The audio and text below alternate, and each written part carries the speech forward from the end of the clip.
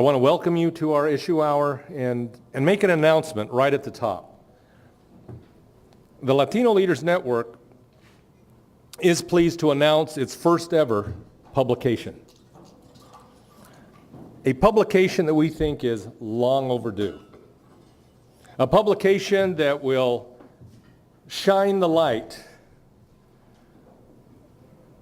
on the many Hispanic staff that are serving the United States Congress and the American people.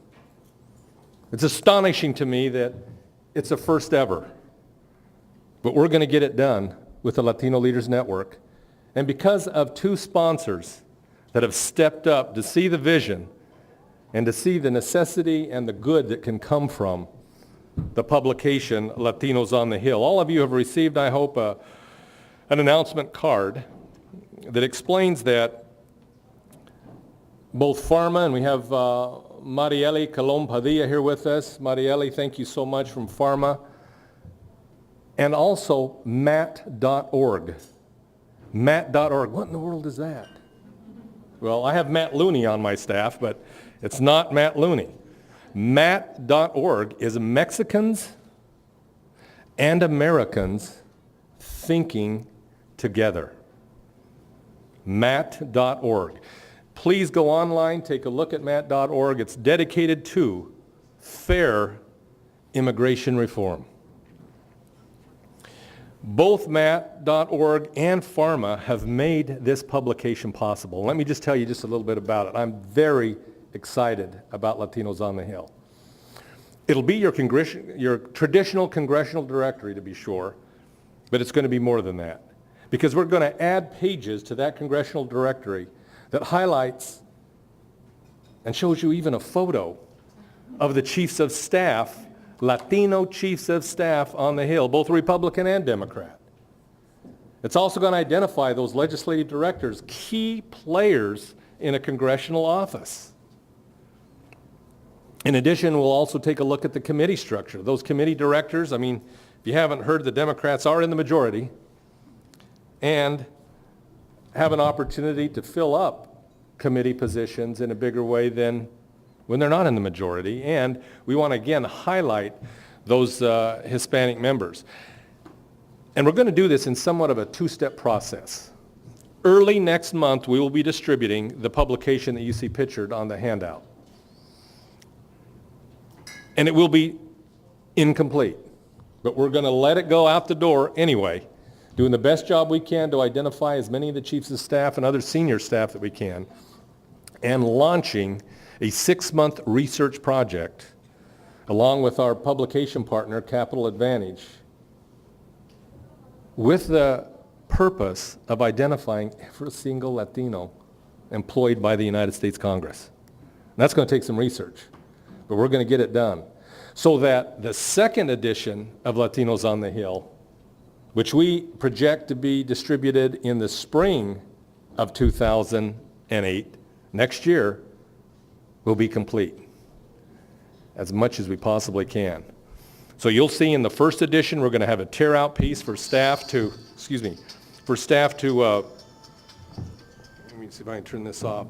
For staff to complete, turn in, they can go on the web. We're also going to be working with chiefs of staff of every single member of Congress, trying to identify the Latinos, to highlight all those names and their important positions for all of us to be aware of and get acquainted with. But there's a second purpose,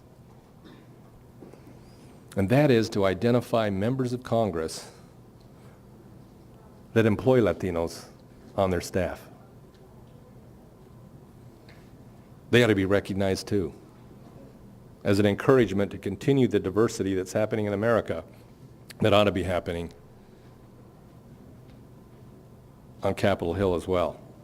So that's Latinos on the Hill. We're excited about it. We'll be distributing that first edition early next month, with a second edition following the research that will need to be completed in the spring of 2008. And again, thanks to Pharma and Matt.org.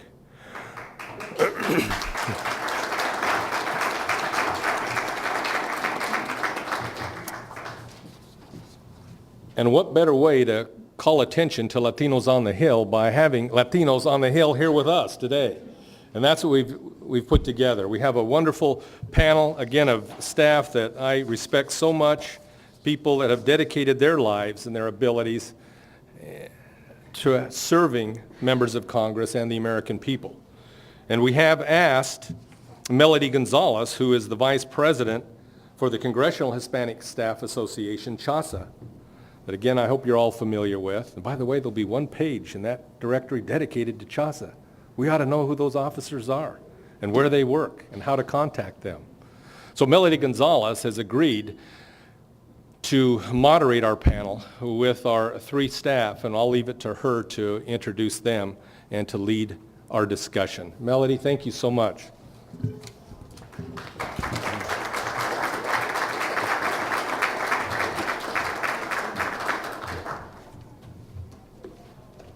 Good afternoon, everybody, and thank you so much for joining us today. My name, as Mickey mentioned, is Melody Gonzales, and I'd like to take a quick minute just to thank Mickey for having me here today, but also for, in part, inspiring the DC spark within me. I think when I was a graduate student here at Georgetown, I met Mickey at an event. We had a great conversation, exchanged business cards, and before I knew it, I was invited to this very event. And as a graduate student, to be sitting in a room filled with the leading Latinos in the country was just an incredible inspiration. So Mickey, I thank you for that. And so continuing on today, the Congressional Hispanic Staff Association, which we affectionately know as CHASA, is an organization that is comprised of congressional staffers, both on the House side and the Senate side. It's nonpartisan, so we have people on both sides of the aisle that work with us. And we also have people that are interns, that are fellows, people that have served on the Hill but are now working off the Hill, so that we can collectively work together to improve the state of diversity, which little by little, as you start working more and more on the Hill, you realize there's not a lot of diversity on the Hill. You realize that you start to know who all the Latino staffers are around you, and that there are so many more offices and more positions that we should be in. And working on strategies to get Latinos into those important, powerful, and influential positions is something that CHASA is very much committed to. And so, Mickey, we thank you and your leadership for this panel, for the work that you're doing on the Latinos on the Hill directory, and other future partnerships that we're going to be moving forward with. What we'd like to do just to start things off is take a moment to recognize the sponsors. So first of all, we'd like to thank Pharma and Mexican Americans Thinking Together for their sponsorship of today's Issue Hour. And to begin things, we'd like to invite the sponsor from Pharma to come up and say just a few words. So Marieli Colon Padilla, if you would come up and join us on the stage. Good morning. As you all know, Hispanic Heritage Month is a time to acknowledge the struggle and celebrate the accomplishments of those that have paved the way for all of us here today. While Pharma recognizes the importance of highlighting Hispanic culture this month, we also believe that this should be a year-round effort. Pharma is a proud partner of the Latino Leaders Network and co-sponsor of the Latinos on the Hill directory. This directory will provide us an opportunity and support the talented Hispanic working government affairs staffers that we have on the Hill. Right now, I want to take the opportunity to humbly commend each and every one of you for your efforts. And we will be a longtime partner, anything that we can do on the ground to extend and advance the Hispanic community. Thank you very much and enjoy your day.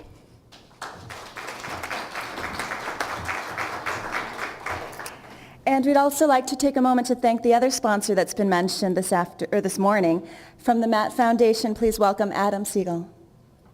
Well, thank you very much for having me. I'm Adam Siegel, the editor-in-chief of Mexicans and Americans Thinking Together Foundation, MAT.org. It is a tremendous pleasure to participate in the Latino Leaders Network, and it is also a true honor to be here to congratulate and welcome three very influential Latinos on the Hill during this valuable issue hour. I want to extend a congratulations to Mickey Ibarra and to Ivan, Gloria, and Mario, as well as to Melody, and who are really some of the true Latino leaders who are making a difference. As Mickey had mentioned, MAT.org is the voice of reason influencing policy to improve U.S.-Mexico relations. Our mission is to encourage Mexicans and Americans to come together to bridge the gaps in understanding and quality of life so that we may truly prosper together. And we provide solutions for improving relations between the U.S. and Mexico. And we stand for the prosperity of our two countries. because we love and understand both countries. And earlier this year, you may have seen, we launched a multi-million-dollar advertising and messaging campaign on the immigration issue. And last month, we hosted an important meeting of the minds in San Antonio, not far from our headquarters, with the goal of jump-starting immigration reform legislation in Congress. Again, thank you very much for having us, and we look forward to hearing the comments and seeing the new publication.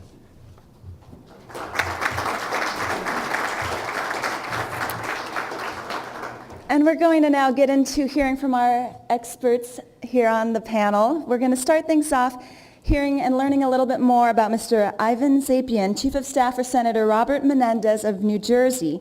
Mr. Zapian was honored in 2007 as the 38th most politically influential personality in New Jersey by Politics NJ, an online publication that covers the politics in New Jersey.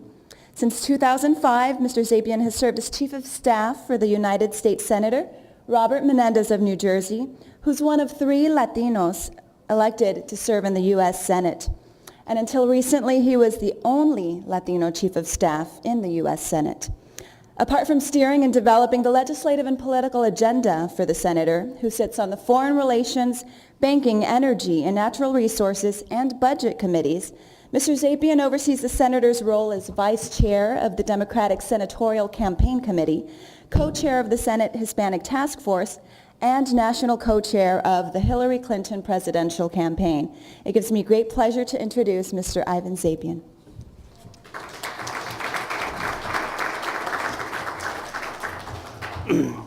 Thank you very much. I'd also like to join the chorus of thank yous to Mickey Ibarra, but I'd also like to highlight everybody that works for Mickey Ibarra, that works very hard and makes Mickey look very good. So let's give him a round of applause. As a good chief of staff, you always advocate for the staff. In thinking through how I would spend my 6 minutes here, I spent a little bit of time thinking about my own career, the things that helped me, that got me to where I was, and tried to figure out the themes there that I could identify that could be useful to frame this discussion. I concluded that I am quite literally probably the luckiest person in Washington, D.C. And I've always said that it's better to be lucky than smart. You know, the old saying that you always, that there are a lot of smart people in hell, but you never find a lucky one, is true in my case as well. So I've been extraordinarily lucky, but I also realized that there were a lot of people that helped me through the process of developing in Washington, D.C. And everything that I've been able to achieve, all of the different changes that I've done in my career, which have contributed to being able to do what I do now, are largely built on help of a lot of people like Mickey Ibarra, people that I worked in law firms, that I worked in the political parties. And it dawned on me that what we need to do in order to continue to diversify Washington, D.C. is to create a very nourishing environment for Latinos here in Washington. In my mind, there are 3 components to diversifying Capitol Hill. The first component, obviously, is probably the most important, which is creating a pipeline. I think that, programs like CHCI and other programs that bring Latinos to Washington, D.C., afford us to bring young people to Washington, D.C. in a phase in their life where they're still, altruistic, not old and jaded like me, and they want to come to Washington, D.C. It's a big, sometimes we have to remember that it's a big and very daunting world here in Washington, D.C. Many people refer to Washington, D.C. as a Hollywood for ugly people, which I think is a very good description. But it is daunting for people, particularly Latinos, particularly people from the economic backgrounds that the majority of our people come from, to be in a city that revolves around power, that has so many different personalities, that has so many hyper-competitive personalities that compete for the jobs, and our ability to create that pool and to nourish that pool is quite literally, I think, going to be the cornerstone to our success.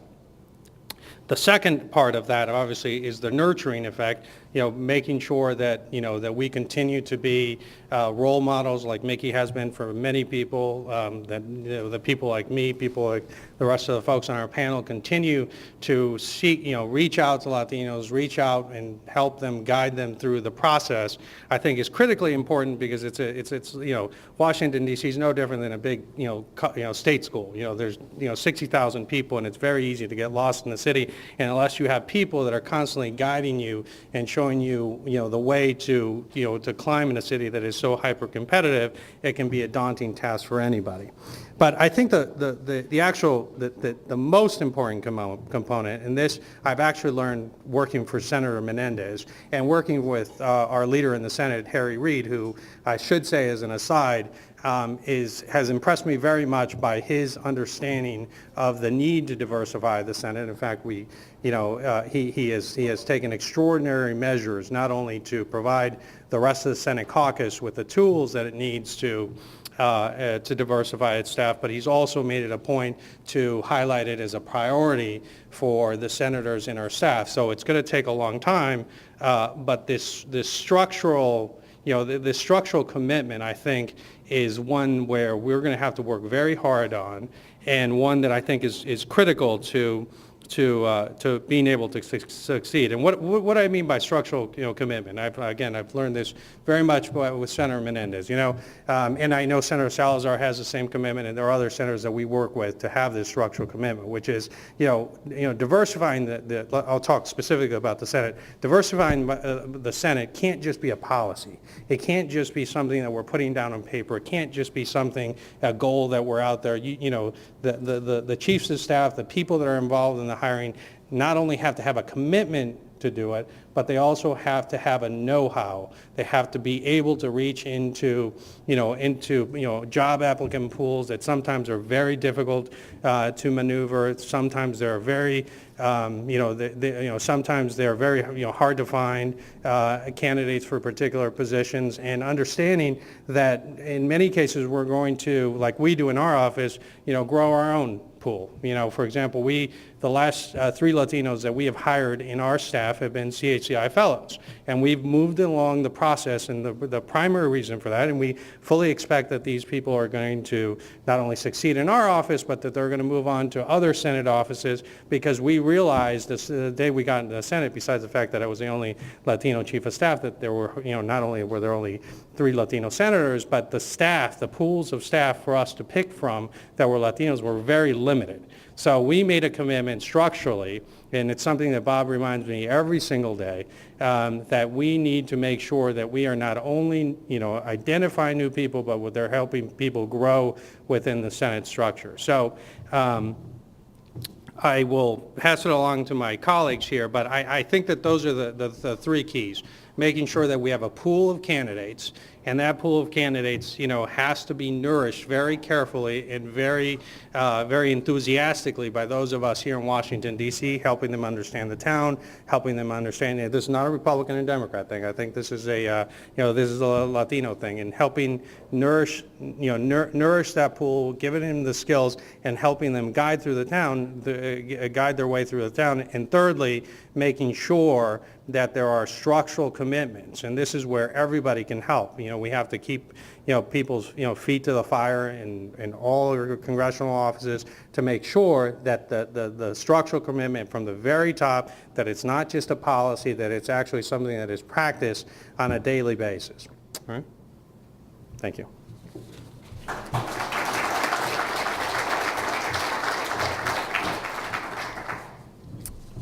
I think, as you can understand, thank you for sharing the importance of that top-down structural commitment, because I think it's something that very much makes a difference, and I think it's very important to have that highlighted today.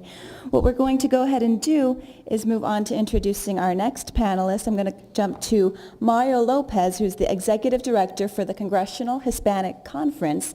Mario is currently serving on his 2nd post on Capitol Hill. He previously served as Deputy Director of Coalitions and Outreach at the House Republican Conference under then-Chairman J.C. Watts. Prior to his current position, he served as an appointee in the current Bush administration at the Department of the Interior and Secretary Gail Norton's Communications Office. Ladies and gentlemen, please welcome Mr. Mario Lopez.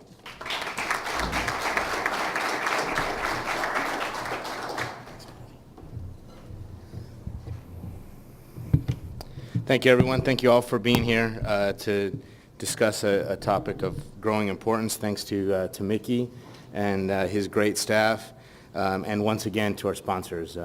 Thank you for making today possible, and also for this very important directory that's going to be coming out soon. We definitely look forward to seeing that. When Mickey's staff invited me to come be on the panel, said, "Oh, you'll be on a panel with a couple other important Latinos on the Hill to discuss that very same topic." And I said, "Okay, that'll be easy. We'll just have all three of us up on the panel, and that'll be pretty much all the Latinos on the Hill that we have." No, that's actually not true. When I first started, and Melody mentioned, my first experience in Washington, D.C., and on Capitol Hill working for Republican Conference Chairman J.C. Watts, you could tell there were not many. Roaming the halls, going to lunch, or walking into meetings, or in between meetings, there was definitely not a lot of Latino faces around. There were a few, and we tend to stick together and kind of recognize each other, and that still is true today. But I'm very happy to report that the numbers definitely seem to be growing. They're growing rapidly. When I came to my current position some 3 years ago, you can tell right away, walking those same halls and going to the same lunch places and very similar meetings, that the numbers have grown. And we're going to see, I think we're all going to be very pleasantly surprised to see just how many of us there are on the Hill in positions, ranging from chief of staff to legislative directors and all the way on down to staff assistants. And that's going to be one of the I think good news points that are going to come from actually seeing the directory when it is published. Now that said, of course, there's still a lot of work to do. We're still, I think it's fair to say, underrepresented, and there's going to be some of the points that we're going to have to work on as a community and as leaders in order to press these folks. I think that a lot of it is going to take place fairly organically. I think that new members that are being elected, a lot of them understand on both sides of the aisle. They understand that their constituencies are changing. Back in their districts, they're seeing a lot more Latinos in their districts, and if we all know that that's one thing that members of Congress from both sides of the aisle have in common, is that they're very sensitive to those changes in their constituencies. And I think that you're definitely going to see a lot more of us in the coming years. The new members, as I said, and a lot of the old members, folks who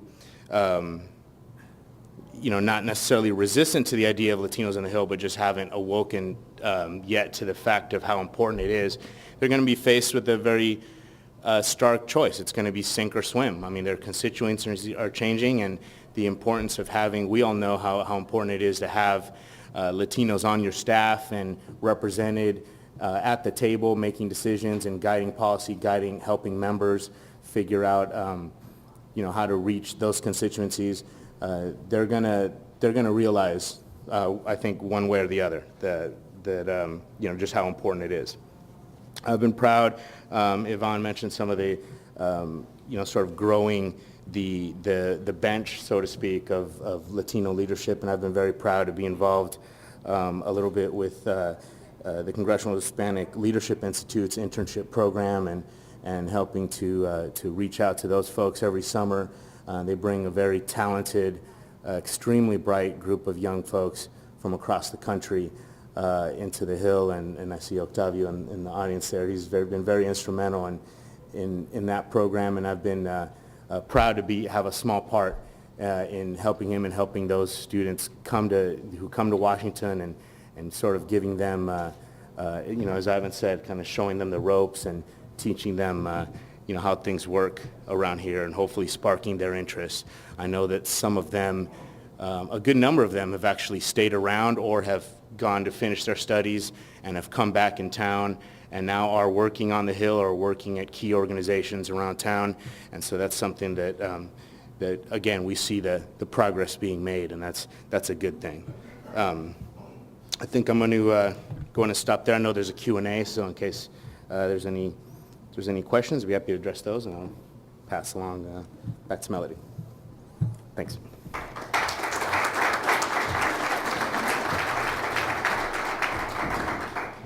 And we're going ahead and go on to introduce our third panelist, who is Gloria Montaño, Chief of Staff for Representative Raul Grijalva from Arizona. As Chief of Staff, Gloria oversees and implements the policy work of her boss, a progressive member of the Congress who's Vice Chair of the Congressional Hispanic Caucus, Chairman of the House Natural Resources Subcommittee on National Parks, and a member of the House Education and Labor Committee. Additionally, Gloria manages the Congressman's 3 offices in Washington, D.C., Tucson, and Yuma, Arizona, keeping tabs on everything from personnel management to policy implementation. She's also a warm soul who helped transition me into my life here on the Hill. So I'd like to welcome her, and please give her a warm welcome as well.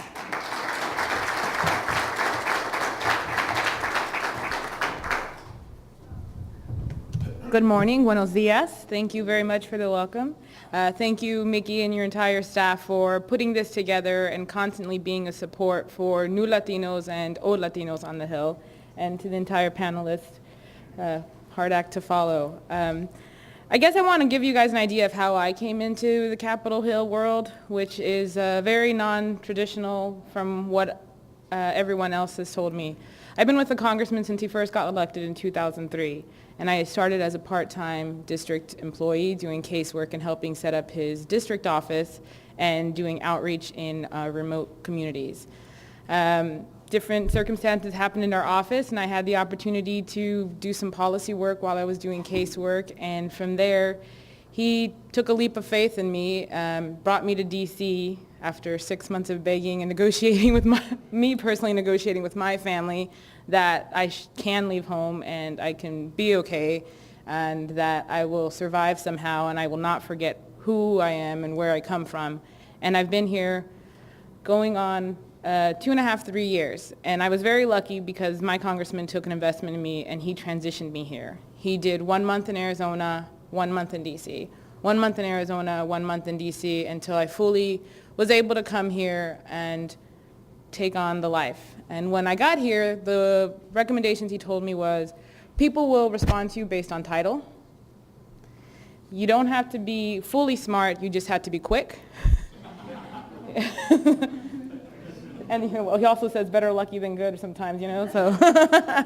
And that, you have to remember what you represent and who you represent. It's not just about power. So I've been pretty blessed. I became his chief of staff in January, and I think there has been a lack of diversity. When I got here, when I became the chief of staff, I had actually met Mickey through a Latino LD small group that we had all decided to get together. I was his deputy chief of staff in transition, I guess, for 2 years.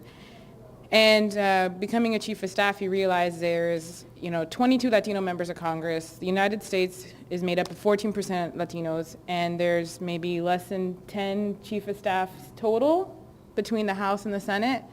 And out of those chief of staffs or higher positions, only I think 2 of them work for non-Latino members. So that says a lot. And it says a lot of the responsibility you have to be kind, open, and make sure to invest in people that you go along the way. A staff assistant being nice to an intern, making sure that they know that this is their Capitol, this is their Congress, and that their community needs to be represented here, and they need to make some personal sacrifices as they make some professional gains. I think when we look at employment, we shouldn't just look at the district, our personal offices. We should also look at, there's committee staff that's not hired. Specifically, I think one of the biggest shortages is our press operations and our communication operations of Latinos, because we don't have to speak Spanish to work our press, but we do have to know how to access Latino communities and how to get the word to them so they know that they do have a voice here in Congress. I think committees, personal offices, and leadership positions. It definitely helps, unfortunately, always connected Latino with immigration, and that's not our only issue, but it really helps whenever you have a little bit more people helping to bring a consensus on issue of importance. I think that the retention recruitment I just talked about is one of the hardest things, but it's not just a top-down approach and looking for, it's also developing from the bottom up. I think highly in investing in the district offices and bringing people from the district office to the DC helps because it's a little bit more tangible to be able to find someone, a community that might have a great interest, and you just need to teach them a little bit about policy and moving away from the hands-on casework or the hands-on social activism. And then finally, I think some of the problems of recruitment, and maybe it's just individuals that I've talked to or different interns of why they don't stay in DC, is there's a lot of challenges for them. They don't have a family here, or their family's too far away, or they're used to seeing their nieces, nephews, cousins regularly, and it's just by the prices that you make on the Hill, the amount of money you make on the Hill salary, you can't fly home regularly. If you work for a member from your district, maybe they'll fly you home once a year if you're lucky, and that's only if you've reached a certain level of work. So family, I think, is one hard thing, and sometimes we end up making our own Hill family, or and you end up fighting and loving them two ways. The other, is the money. When we have, many of us have, 3rd or 3rd or 4th generation college educated. Some of us are 1st generation college educated with high debt because we didn't have the family and the financial support. So making those salaries and sometimes you have a window of opportunity to move up quickly and sometimes you don't. So that financial need, and now with the ethics rules being so tight, we can't even, find our staff assistant who makes 24 grand a year in this city, get him a free dinner. You can't do that anymore. That's probably not the best way to talk about the ethics system, but that's a reality. It's like, how do you make ends meet? How do you pay meals? How do you have the wardrobe? How do you learn to dress?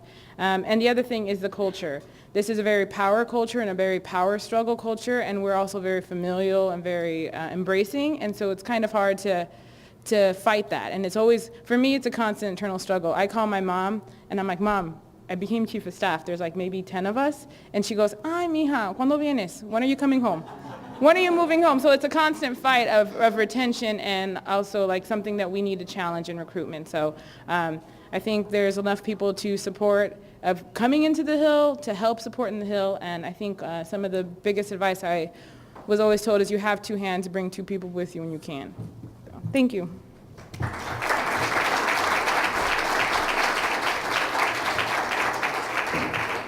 Thank you, Gloria, for bringing in some of the personal reasons that people come to the Hill, stay on the Hill, move on the Hill, all of the challenges, really, I think that we see within the Latino community is something that we really have to struggle with, and through our kind of connections on the Hill, through organizations like CHASA, through different networking systems here in DC, we can hopefully try to create those opportunities to ease those challenges and hopefully keep people, retain people, Latinos, here on the Hill. What we're going to do now is go ahead and move into a Q&A segment of the panel.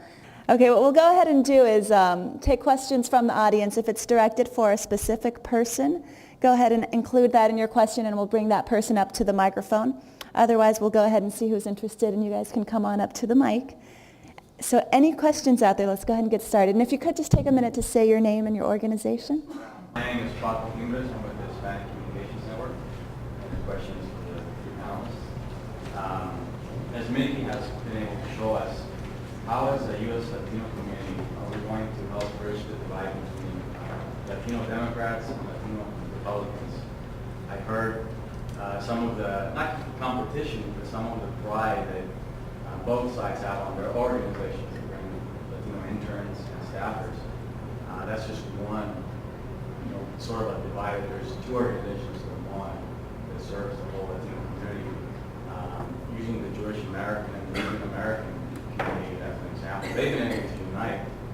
Why can't the Latino community unite as a whole behind the main issues instead of having always a divide that divides the country from the Democratic vote, especially in the election year coming up next year?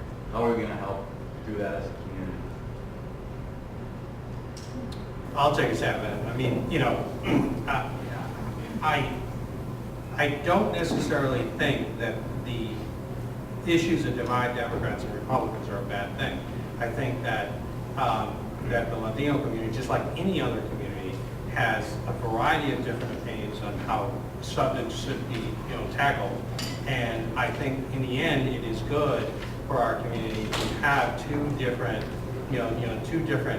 corporations, for lack of a better word, that are fighting for our attention and are fighting for, our votes ultimately. So, there are issues that will always unite us, and issues that I think that, that will bring us together. But for the most part, I think the divisiveness that you see out there in the political marketplace is part of what makes this country great, and I don't necessarily think that it should be any different from Latinos.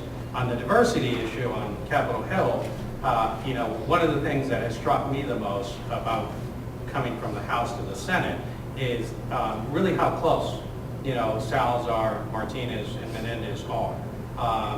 We have very different political views, all three of us, regardless of political party. But I think part of what brings all three of them together and find places to work together is the fact that there is a understanding that we're their history, in Bob's case, and Senator Martinez's case, being the first two Cubans in the United States Senate. We actually took over Mel Martinez's office, so now in the Senate's known as the Cuban, the Cubans.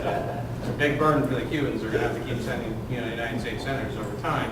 But there are a lot of different issues. But on issues such as immigration, issues such as diversifying the Senate, I think we find places to come together. So in short, there is some divisiveness, but I don't necessarily see that as a bad thing. Yeah, just to follow up with that, I think that, again, the diversity within the Hispanic community is a great thing. You mentioned the Cuban community, and some of us are of Mexican origin, and there are numerous others. I think that's a great thing. I think also that diversity of thought is a great thing. On policy issues, we may not always see alike. I mean, there's a reason why I'm Republican. There's a reason why I was a Democrat. We believe certain things, and that's fine. I think the key is, just in the bigger political culture, is to disagree without being disagreeable. I think that's going to be one of the key issues facing the Latino community here in DC and in the country as a whole, is how can we debate and have a respectable exchange of views, even though they may be coming from vastly different places, without questioning each other's motives, without questioning each other's commitment to their community, and without questioning their Latino-ness, which I think unfortunately happens too often. So I think that's a good thing. But there are issues, again, that where people are going to line, whether it's Latino Republicans and Latino Democrats, or all Republicans and all Democrats. Sometimes there are those bipartisan issues, and that's always great and refreshing to see, because they don't happen as often as maybe they should. I guess I'm going to take the answer differently. I think it's great that there's a difference of a Latino Republican and a Latino Democrat, because I think there needs to be Latinos in both parties. Because both of them need to understand how to work with this. I did Chicano studies as my background, and there's a book called the Chicano Manifesto in the 1960s, and ever since the 60s, this individual had the thought that the Chicanos were going to decide, Latinos were going to decide the presidential race, and it's kind of like the thing we hear every 8 years or every 10 years, that the Latinos are really the deciding factor, and I think it is time, and it really will be. So I think it can be used to get us more engaged. And then the other thing is, just to clarify, the CHCI interns do not have to go with only Democratic members. They can apply with whoever they want to go to. Many choose to apply, and that's my understanding, because I've known a few that have gone to go work in Republican offices and Democratic offices and off the Hill. But my understanding is they can apply to who they see. And there are several organizations that work on building that pipeline of funneling Latinos, young Latinos, into positions here in Washington, D.C. The Congressional Hispanic Caucus Institute, for those that don't know, the CHCI acronym, has their program. The Congressional Hispanic Leadership Institute, which we know as CHILI. There's also HACU, the Hispanic Association of Colleges and Universities. The Hispanic Heritage Foundation has an awards program. So there are several organizations that are working out there, and I think the more that we can kind of collaborate and support all of these different organizations, the better we'll be able to disperse all of these youth among the powerful institutions that we have here. I think one of the things that I'm curious about as a staffer, one thing that you hear about often is that the average rate for people to stay on the Hill is about 2 years. And then people decide to move elsewhere for reasons maybe like Gloria mentioned, family, student loan debt, more other different careers that they might be interested in pursuing. So for our panel, I'm curious, what is it about work here on the Hill that has kept you here in these positions? The short answer is, for me, I love my job. I love members who I get to represent and who I get to work with, the staff, the issues involved. I love that I feel like in a small way it does make a difference. And I think that's motivated me to stay on. And as you mentioned, this is my second time on the Hill, so I actually wanted to come back. And I enjoy it. I think, for me personally, I've had a tremendous amount of fun with Senator Menendez, but I think part of what has motivated to seek my yearly permission for my wife to stay in my job is that you do get to make a difference, and you do get to be for all the the headaches and long hours and low pay. You do get in positions where where not only are you making a difference, but in the context of what we're talking about here, there are many times when we are the only, not only just Latinos, but people of color in the room. And and part of what we get to do is we, even though we're not always there just in a Latino context, we're able to contribute tremendously by pointing out things that people in the room may not think about because they're not a color or certainly not Latino. So it's always a tremendous privilege to be in that. I mean, it's a daunting task sometimes to be the only person in there, but it is a driving force. For me, it's my boss. I really enjoy working for him and his greater vision.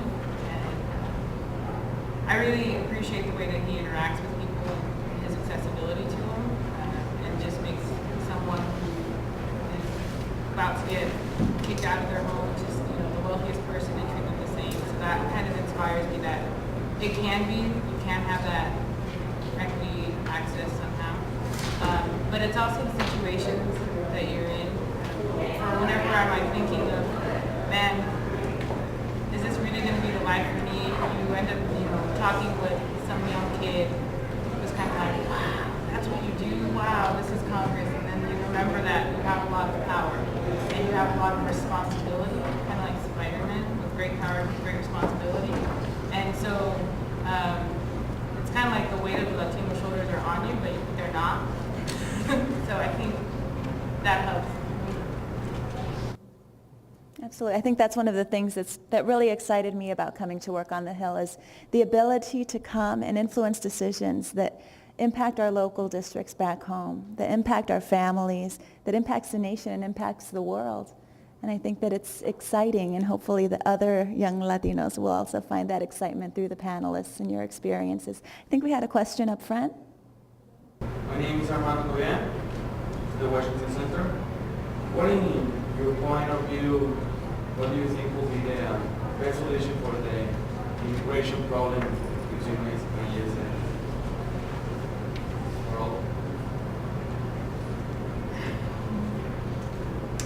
I'll take a stab at it. I mean, obviously,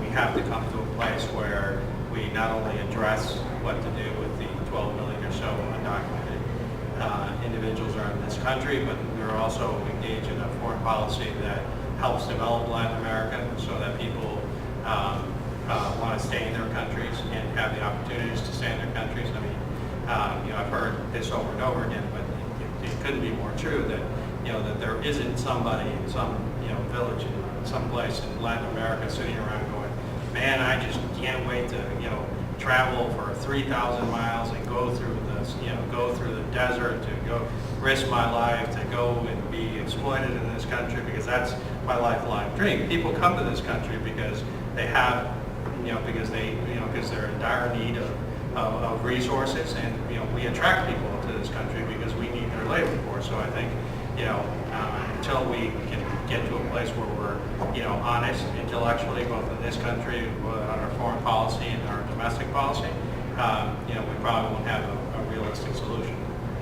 But I know people disagree. And the other one, it just seems that it's becoming more political fodder than actually policy. And, the conservative radio keeps on growing and creating this like fear, and more it's growing. And I don't know if the more and more that grows, the harder it's going to take us to get to the layout that Ivan said. And I think I agree with Ivan that you have to deal with the 12 lane here.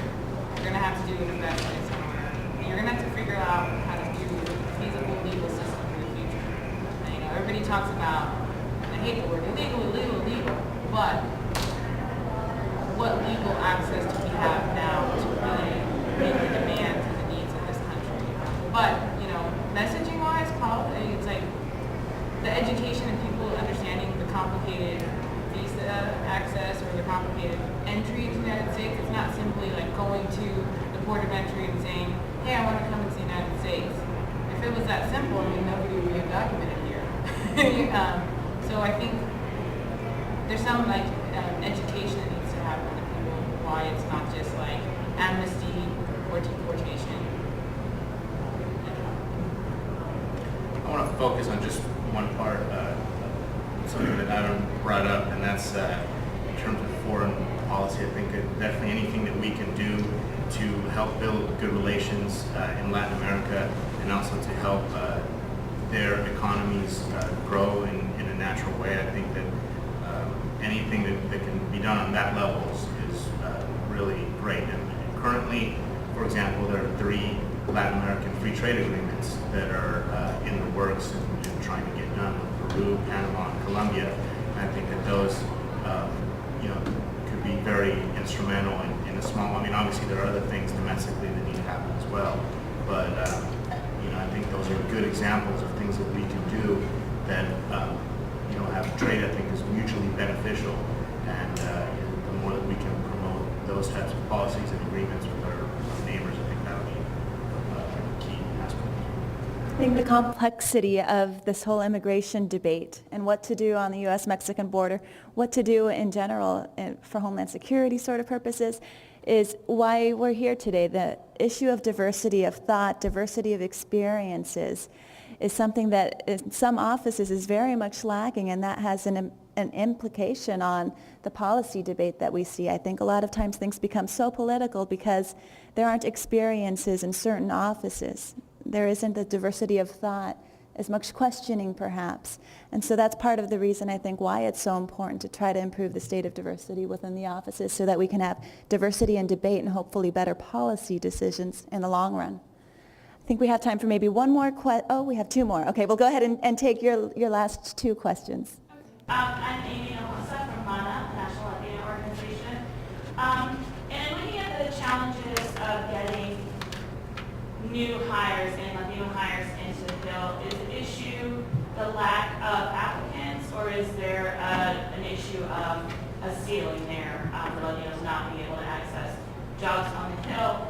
And to follow up on that, what are your ideas and recommendations on how we engage young Latinos to want to get into the Hill?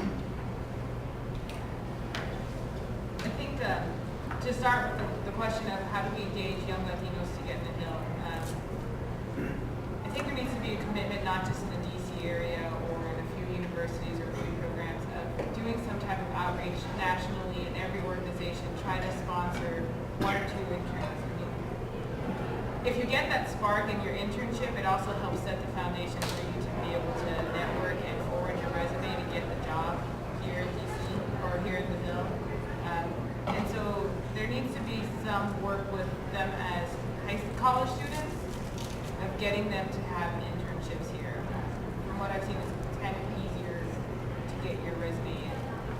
There is a listing of resumes, but you have to figure that, you know, as a chief of staff, you're doing the hiring and you're hand following issues and you're making sure your boss is okay, you're making sure all your securities are okay, and then you have a job opening and you get 500 resumes.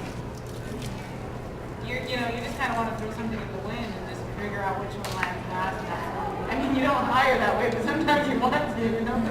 And so it's like you have to find time to handle everything else. So whose resume is in there? How do you get it? And then, every resume sounds the same except for different names and different ones. So it kind of helps whenever someone recommends you or if they have a little bit more experience. So I think having them do an internship helps them forward it to an office, or that you already have an idea of like what their work is. But the other thing is when they're applying, it's kind of different. It's not too hard to have the skills to do in the middle, but you just have to figure out how to show that you have an understanding of what policy, an understanding, looking something, how to read a bill, how to write.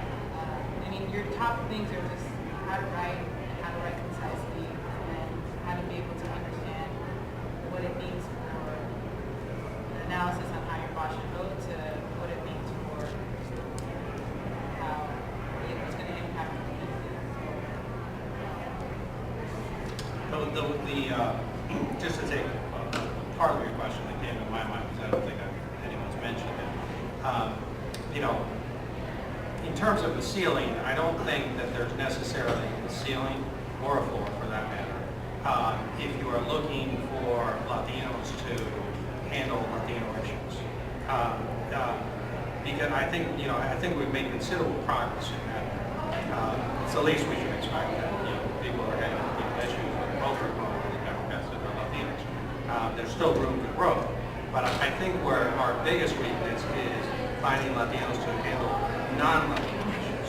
So, we're talking about communications directors, we're talking about, chief counsels, we're talking about, staff directors for the committees. So I think part of what we need to do when we focus, both our nourishing efforts as well as our, pipeline efforts is to find people that are going to go into the pipeline, whatever they are, whether it's a communications pipeline, whether it's the legislative assistant pipeline, that are going to do non-Latino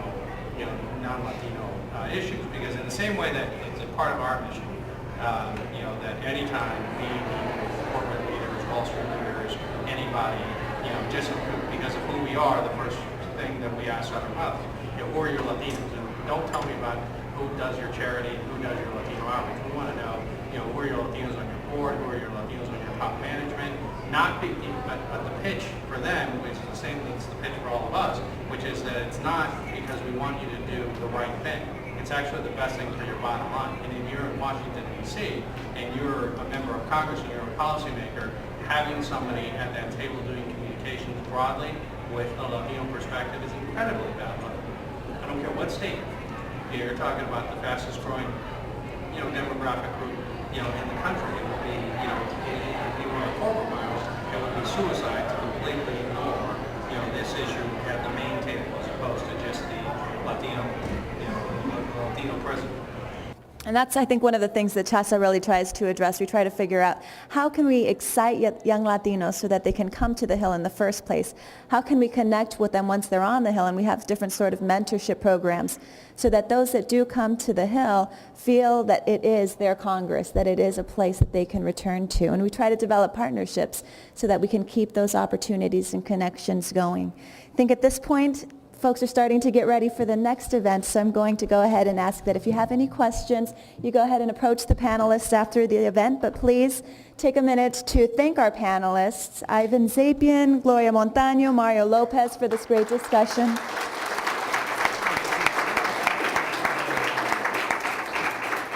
Thank you to the sponsors, Pharma and Matt Foundation, and everybody for joining you. I'll have information on the Congressional Hispanic Staff Association.